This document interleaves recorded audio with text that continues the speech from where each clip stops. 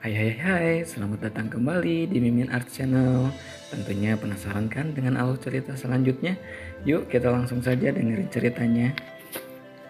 Bab 44. Pagi mulai datang, namun Anissa masih terlelap di atas kasurnya.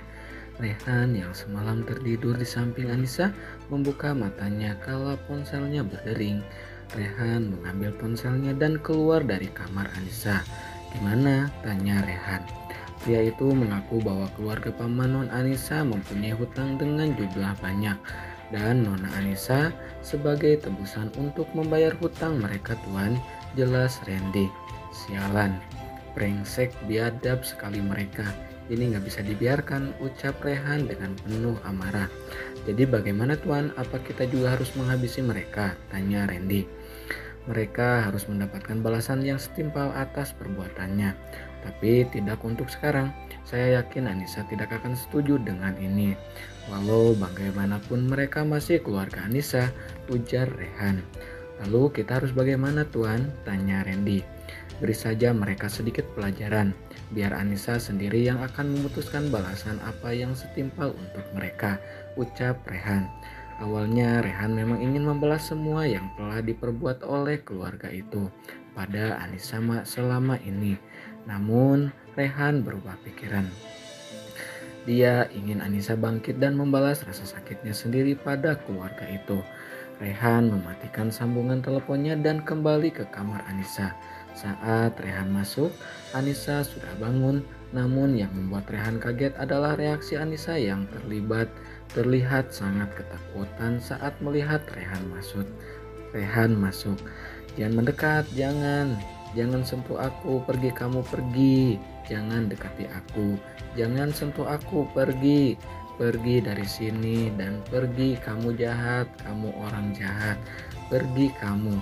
Anissa terus berteriak histeris saat Rehan mencoba mendekatinya. "Jangan takut, ini saya Rehan. Saya temanmu, bukan orang jahat," ucap Rehan dengan nada selembut mungkin. "Tidak, pergi kamu. Kamu jahat, kamu jahat," terus aja dilontarkannya. Anissa semakin histeris saat Rehan melangkah mendekatinya. "Anissa tenang, saya bukan orang jahat. Kamu aman di sini. Tenang ya." Rehan terus berusaha menenangkan Anissa dengan suara selemut mungkin. Namun teriakan Anissa semakin histeris dan membuat Rehan harus mengalah. Rehan keluar dan menutup kembali pintu itu. "Tuan, ada apa dengan Nona? Apa yang terjadi?" tanya Biruni dengan langkah tergesa-gesa. "Sepertinya dia depresi berat akibat kejadian semalam. Coba Bibi yang menemuinya. Siapa tahu Anissa nggak takut sama Bibi," ujar Rehan. "Baik tuan, Bibi permisi masuk ke kamar Nona dulu," ucap Biruni. Rehan mengangguk. Kemudian mengambil ponsel di saku celananya untuk menghubungi dokter Robert lagi. Tak lama setelah Rehan menghubungi dokter, dia tidak lagi mendengar jeritan dari kamar Anissa. Rehan penasaran dan mencoba untuk membuka pintu kamar itu dan melihat Anissa sangat tenang berada di pelukan Biruni. Biruni yang melihat bosnya ingin mendekat langsung memberikan sebuah kode agar sang bos tidak mendekatinya. Rehan yang paham langsung mundur dan keluar dari kamar itu. Lupa dia pun menutup kembali pintu tersebut. Rehan bernapas lega saat melihat Anissa bisa ditenangkan oleh Biruni. Akhirnya Rehan turun ke bawah untuk menunggu dokter Robert. Tak lama kemudian, dokter pun datang bersamaan dengan turunnya Biruni dari kamar Anissa. "Bagaimana Anissa, Bi?" tanya Rehan. "Dia sudah tenang dan sekarang sedang tidur tuan," jawab Biruni. "Syukurlah kalau begitu. Jadi dokter bisa memeriksa Anissa sekarang," ujar Rehan. Rehan, dokter Robert dan juga Biruni naik ke atas menuju kamar Anissa. Benar saja, Anissa sedang tidur dengan lelapnya. Dokter Robert memeriksa Anissa dengan sangat hati-hati agar tidak membangunkan Anissa. Setelah diperiksa, sang dokter mengajak Rehan keluar dari kamar itu. Mereka duduk di ruang tamu dan mendengarkan hasil pemeriksaan dari dokter Robert. Keadaannya jauh lebih baik dari semalam. Tapi sebelumnya maaf tuan, sepertinya mental Nona Anissa yang sedikit terganggu. Dia harus konsultasi sama dokter psikolog. agar mentalnya bisa diobati, tutur sang dokter. Maksudmu Anissa gila? Tanya Rehan. Maaf tuan, bukan gila, tapi mentalnya yang sedikit terganggu. Mungkin ini terjadi karena sesuatu kejadian besar yang pernah menimpa Nona Anissa yang mengakibatkan mentalnya terganggu. Apa kejadian yang semalam tuan katakan itu adalah sesuatu yang besar, yang menakutkan atau membuat dia sangat shock melihatnya? Tanya sang dokter. Ya dok, ada kejadian yang membuat dia begitu shock dan ketakutan, jawab Rehan. Pantas saja, mungkin itu yang membuat jiwanya terganggu. Jadi saya sarankan bahwa dia ke psikolog saja. Saya ada teman dokter di bidang psikolog. Nanti saya akan kirim kontaknya pada Tuan Rehan agar Tuan bisa konsultasi dengan beliau. Jelas sang dokter. Saya ingin dokter psikolog yang menangani Anissa dokter wanita karena saya rasa Anissa tidak akan mau bertemu dengan dokter pria jika dalam kondisi sadar. Karena saat melihat saya tadi, Anissa langsung histeris dan ketakutan dok, ujar Rehan. Tenang saja tuan, beliau dokter wanita, ujar sang dokter. Baiklah, nanti biar saya coba konsultasi padanya, ucap Rehan. Ya sudah, kalau begitu saya permisi dulu, pamit sang dokter. Biruni mengantar dokter Robert sampai ke teras rumah, sedangkan Rehan menghubungi asistennya. Di mana pria itu? Tanya Rehan. Di markas kita tuan, jawab Brandy. Jemput saya, kita ke sana, titahnya. Baik tuan. Tuan, lebih baik tuan sarapan dulu sebelum pergi bekerja, ucap Biruni saat melihat Rehan tengah bersiap. Nanti saya pastikan saja Anissa makan yang banyak dan jangan lupa berikan dia obatnya. Hubungi saya jika terjadi sesuatu, ujar Rehan sembari memberikan nomor ponselnya pada Biruni. Selama ini memang Rehan tidak pernah berkomunikasi dengan Biruni lewat ponselnya. Rehan rutin bertemu dengan mereka sebulan sekali untuk memberikan uang gajinya pada Biruni dan juga Mang Yono. Dikarenakan mereka tidak mempunyai rekening, Rehan mengecek Anissa di kamarnya sebelum pergi. Rehan melihat Anissa yang masih terlelap dalam tidurnya merasa lega. Rehan pun pergi bersama asistennya menuju tempat penyekapan Hendrik dan orang lain yang terlibat dalam kecelakaan adiknya. Rehan memang belum menginterogasi orang yang menabrak adiknya sejak orang itu tertangkap. Dan hari ini Rehan akan menemui mereka sekaligus. Bagaimana keadaan Nona Anissa tuan? Tanya Randy. Mentalnya terganggu karena kejadian itu. Semua ini gara-gara keluarga brengsek itu, jawab Rehan geram. Apa kamu sudah memberinya pelajaran? Tanya Rehan. Sudah tuan, ternyata paman Nona Anissa bekerja di salah satu proyek kita sebagai mandor. Dan saya sudah memecatnya, jawab Randy. Hanya itu? Tanyanya lagi. Ya tuan, bukankah tuan bilang hanya sedikit pelajaran? Mereka orang-orang serakah, jadi saya pikir dengan dipecatnya Pak Arya, mereka akan mengalami kesulitan. Sebenarnya yang jahat hanya Bibi dan sepupunya tuan. Untuk pamannya dia sering membela Anissa, tapi tetap saja dia lebih takut pada istrinya. Randy menjelaskan dengan detail. Saya tidak peduli, mereka tetap sudah memperlakukan Anissa dengan buruk. Dan saya tidak suka itu, ucap Rehan.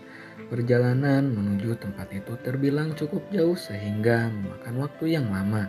Hingga akhirnya mereka sampai di tempat tujuan. Di mana mereka? Tanya Rehan pada salah satu penjaga. Ada di ruangan terpisah tuan, jawab penjaga. Randy dan Rehan masuk ke dalam dan menemui orang yang sengaja menabrak adiknya. Bagaimana hidupmu selama di sini? Enak, tanya Rehan dengan senyuman sinisnya. Kurang ajar, lepasin gue, teriak orang itu saat melihat Rehan datang. Julio Ardi Purnama, berusia 30 tahun, mempunyai satu istri dan 2 anak. Sepertinya menarik jika membuat salah satu anak menghilang, beber Rehan di hadapan orang tersebut. Jangan berani lukai keluarga gue, teriaknya. Kenapa? Bukankah Anda sudah dengan lancang mencelakai adik kesayangan saya? Nyawa harus dibayar dengan nyawa. Rehan menekankan semua ucapannya. Dia mencengkeram wajah pria bernama Julio tersebut dan mengempaskannya dengan kasar. Kamu tidak perlu memberitahu siapa yang memerintahkanmu, karena tanpa saya bertanya padamu saya sudah tahu semuanya, ujar Rehan. Saya kasih 2 pilihan, bekerja sama denganku atau menyerahkan nyawa salah satu keluargamu. Rehan menawarkan sebuah pilihan pada Julio. Pria itu semakin kesal pada Rehan. Jadi bagaimana, terima taruhanku atau salah satu dari keluargamu yang akan menanggung semua perbuatanmu? Tanya Rehan dengan santai. Sialan, jangan pernah sakiti mereka, teriaknya. Jadi kamu mau bekerja sama denganku? Tanya Rehan. Maksudi gue bukan pengkhianat, sampai kapanpun gue gak akan bekerja padamu, ujar Julio. Baiklah, jadi kamu memilih menyerahkan nyawa salah satu keluargamu untukku, ucap Rehan. Jangan pernah sentuh mereka, ucap pria itu. Baiklah, jika kamu tidak mau memilih salah satunya, ucap Rehan. Ren, hubungi Brian, tita Rehan pada sang asisten. Baik tuan, ucap Randy. Randy pun segera menghubungi Brian. Tak lama kemudian Brian datang bersama beberapa anggota polisi. Gimana bro, sepertinya kamu sudah bosan dengan pria ini, ujar Brian. Saya ingin dia dihukum seumur hidupnya. Jangan beri dia akses untuk bertemu ataupun berkomunikasi dengan siapapun tanpa terkecuali, ujar Rehan. Baiklah, itu kerjaan yang sangat gampang buatku, ujar Brian. Oh ya, bagaimana kabar princessku? Aku belum sempat menjenguknya, tanya Brian. Dia sudah di rumah, saya ada satu orang lagi untuk kamu bawa. Tapi saya ingin memberinya pelajaran terlebih dahulu, ujar Rehan. Kamu lebih cocok jadi polisi daripada jadi pengusaha, Ray, ucap Brian dengan menggelengkan kepalanya. Jangan banyak bicara, ikut denganku, tita Rehan. Mereka berjalan menuju ruangan lain yang tak jauh dari ruangan itu. Wah, Henrik, kamu tahu Ray, dia yang sedang kami cari beberapa minggu ini karena kasus penipuan. Dan ternyata kamu yang menangkapnya. Ini benar-benar hebat, ucap Brian dengan rasa kagum. Dia memang pria brengsek, ucap Rehan geram. Amarah Rehan kembali memuncul saat melihat wajah pria itu yang membuatnya teringat dengan perbuatannya malam itu yang membuat mental Anissa terganggu. Akan saya kasih pelajaran sebelum kamu mendekam di dalam jeruji besi, ucapnya. Rehan mendekati Hendrik dan langsung memukul wajahnya berkali-kali. Setelah puas membuat Hendrik babak belur, Rehan memerintahkan Brian untuk membawanya ke kantor polisi. Bawa dia, jangan sampai lepas, ujar Rehan. Sebenarnya di sini siapa yang komandan? Aku atau kamu, Ray? Kayak bawahanmu saja aku di sini, gerutu Brian. Kamu bilang apa? Tanya Rehan dengan tatapan tajam. Enggak, bercanda kok. Brian hanya menyengir melihat tatapan tajam yang Rehan layangkan. Tidak akan ada yang berani membuat masalah dengan Rehan, termasuk kepala polisi sekalipun. Rehan dengan kekuasaannya bisa membuat siapapun hancur dalam sekejap. Jadi tak heran siapapun akan takut jika sudah bermasalah dengannya. Tetapi banyak juga yang memusuhi Rehan karena rasa irinya. Brian dan anggota polisi lainnya membawa dua orang itu ke kantor polisi untuk ditangani. Nah, bila ditunggu lagi ya bab 45. Pasti dilanjut ya. Dilanjut lagi kakak bab 45-nya. Kini sudah 1 minggu dari kejadian malam itu, Anissa masih dalam pengawasan psikolog.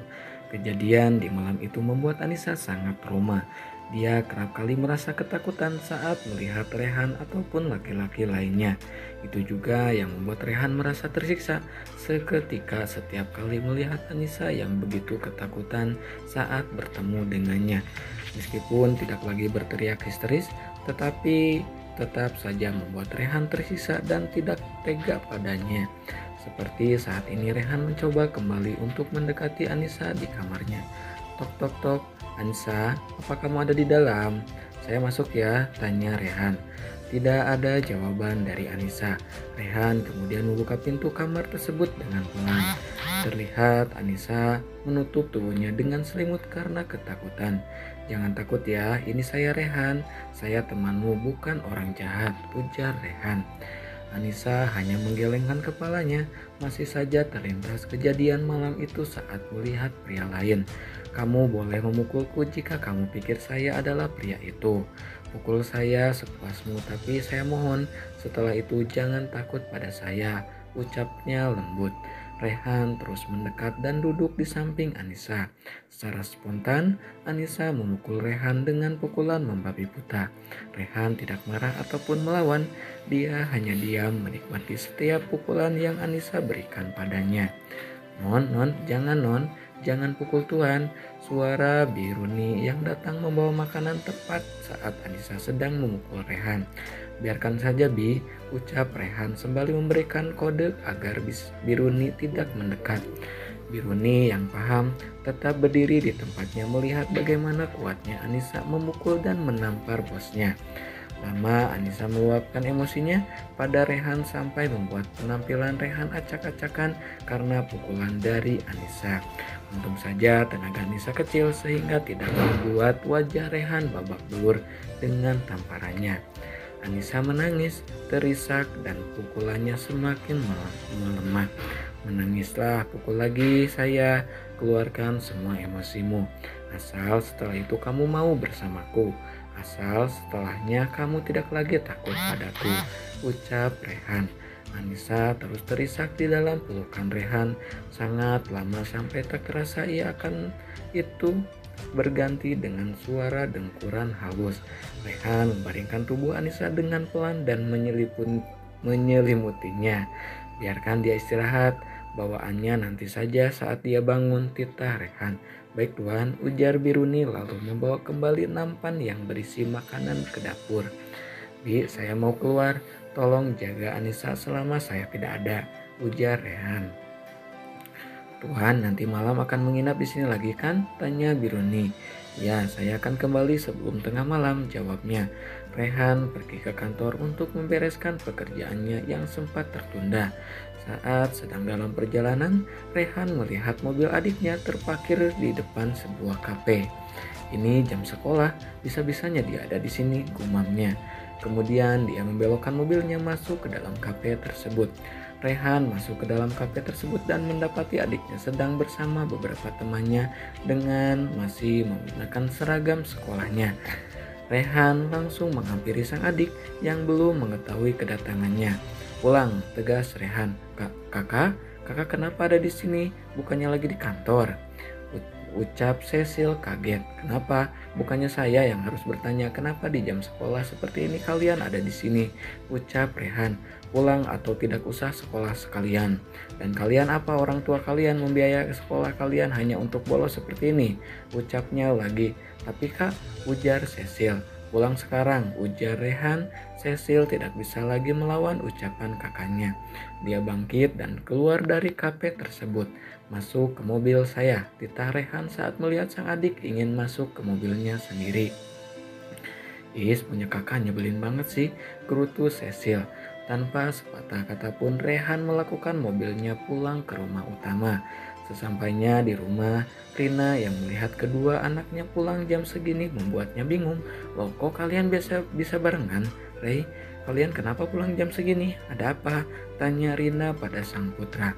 Tanya saja padanya, jawab Rehan yang kemudian berlalu ke dalam rumah begitu saja. Cecil, ini kan masih jam sekolah, kok kamu bisa sama kakakmu? Tanyanya pada sang putri. Cecil lagi nongkrong di kafe, terus kakak tahu, ujar Cecil sembari duduk di sofa. Kamu bolos, bisa-bisanya kamu bolos sekolah, pantas saja kakakmu marah sama kamu. Kamu kan tahu kakak kamu itu paling gak suka sama orang yang gak disiplin, apalagi tuang bolos kayak gini, ujar Rina. Cecil hanya ingin cari hiburan, mama sama papa selalu sibuk dengan bisnis dan urusan kalian. Sedangkan Kak Rey yang dulu selalu menemani Cecil juga sekarang sudah jauh dari Cecil. Cecil juga butuh temen mah buat dengerin cerita Cecil, buat dengerin curhatan Cecil. Cecil bosan sama kehidupan yang serba sendiri seperti ini. Harta banyak, rumah besar tapi tidak ada kehangatan di dalamnya. Semenjak Kak Rey berubah, teriak Cecil yang mulai meluapkan emosinya pada sang mama. Cukup Cecil, mama dan papa bekerja mencari uang hanya agar hidupmu tidak kesulitan. Agar kamu selalu berkecukupan.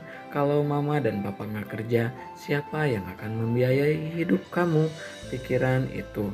Sang mama pun tak kalah emosinya mendengar penuturan Cecil. Pertengkaran kalian tidak ada gunanya. Introspeksi diri masing-masing, bukan saling menyalahkan seperti ini, ujar Rehan dengan nada tenang. Dan kamu sebagai hukumannya, semua fasilitas saya ambil. Kamu hanya akan diantar jemput oleh supir. mobil, ATM, dan kartu lainnya saya akan pegang, ujar Rehan pada sang adik. Loh, apa-apa kakak ini? Mana bisa begitu, Cecil nggak bisa kalau nggak ada kartu itu.